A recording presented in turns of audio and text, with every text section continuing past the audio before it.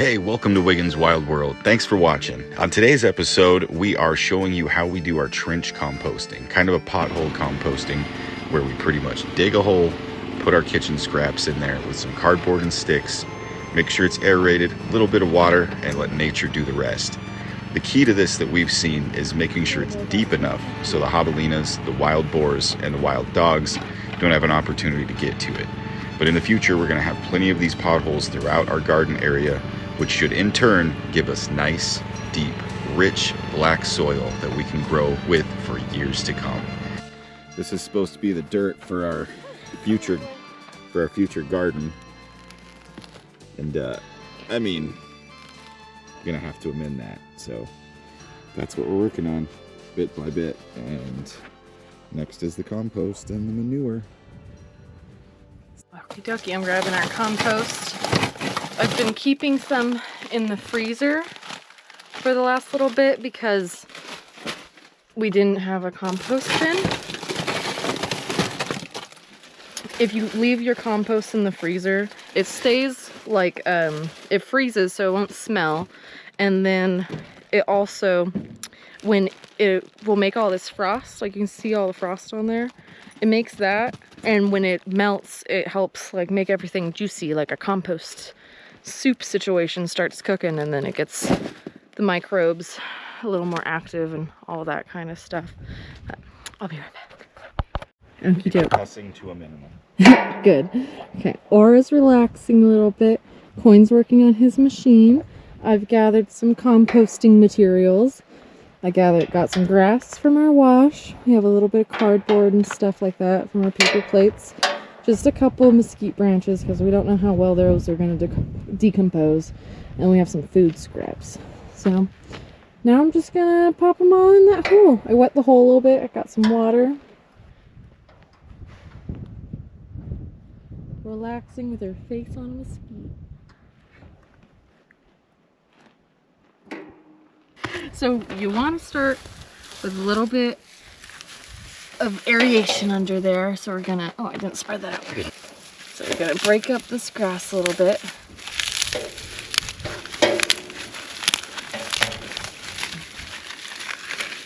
I'm gonna put that all down there.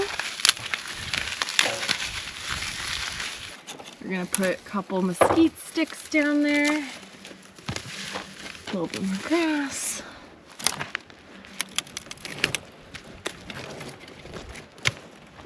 There we go with some of these. A little bit more grass.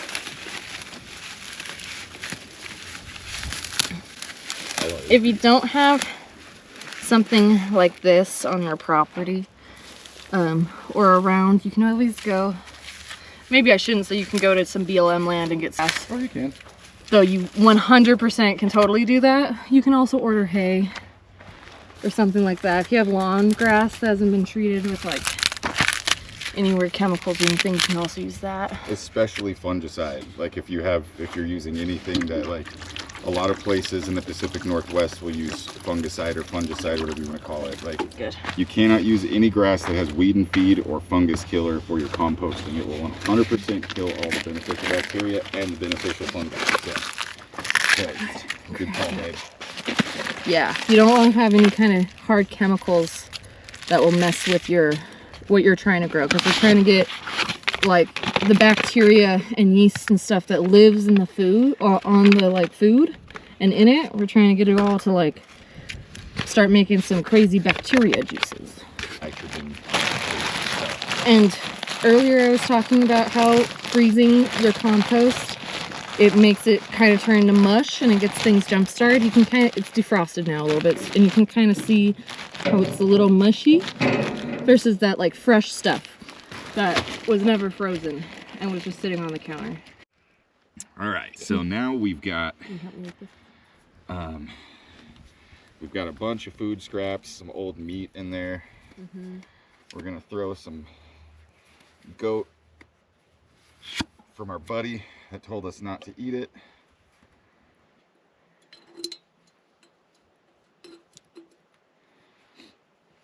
Okie doke. So now this is where you would put like your lawn debris. If you had like a lawn or garden, like different scraps, organic materials and scraps, you can throw that all over here. We don't have a crazy amount of that because it's the winter in the desert. So we're gonna use some more grass and then some cardboard, right? I'll go get the cardboard. Or you have questions about putting like bleached paper towels in here, but maybe we should burn those too, actually. I don't know. I'll ask Coyne when he gets back. He has a lot more experience in this kind of thing than me. But yeah, we're putting all that in there. Looking like a proper little compost pile, you guys. Water her down. Get it nice and moist in there. You hand Aura that ham. Make a layer of cardboard.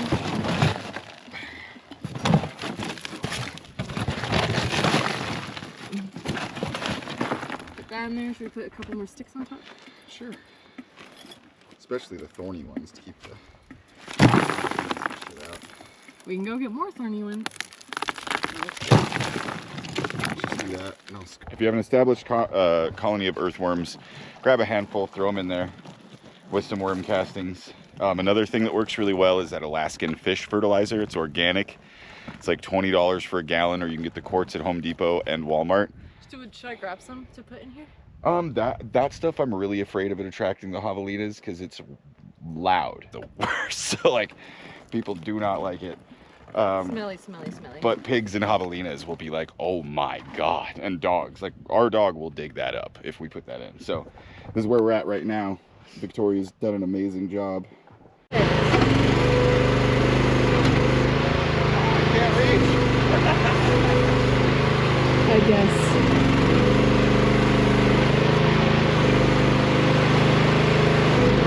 Okay. You want to moisten that little bit of dirt, right? What? You want to wet that little bit of dirt? I don't want that big rock. Want to make some wet dirt.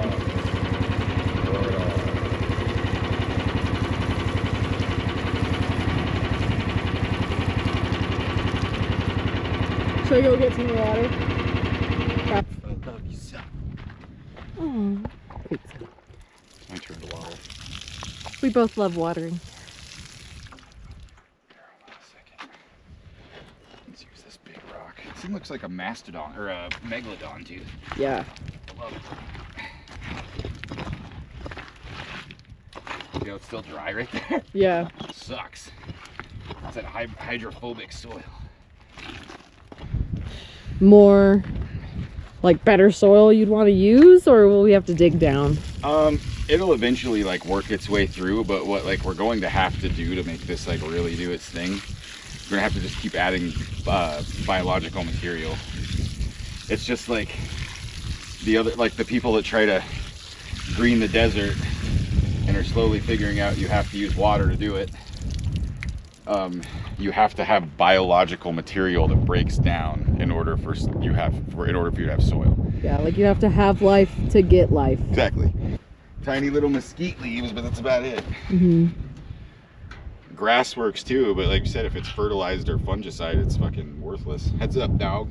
Oh, her bandana's coming out. Gotta fix your bandana, dog.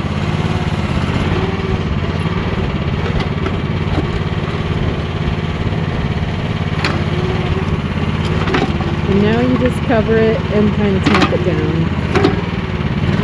I don't know when we left off last. So we had Coyne fill that up and then line it over. You could also tamp it and jump around and stuff like that. You can have an excavator.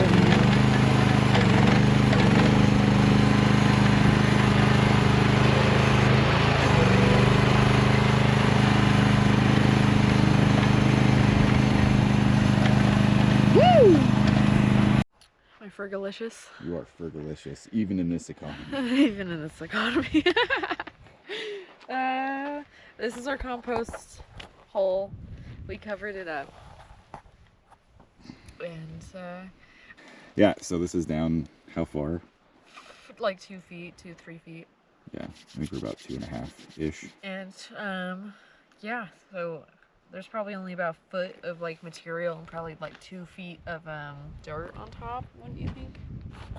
Yeah. 2 feet of dirt? 2 feet of dirt and about a foot of material. Yeah. Yeah. So we just filled it up. Coyne ran over it with the excavator, though if you have a shovel and like feet, you can do that yourself too. Yep. Tamper works good. A tamper works great, but truck. even if you didn't have that or a truck, you could just like jump on it.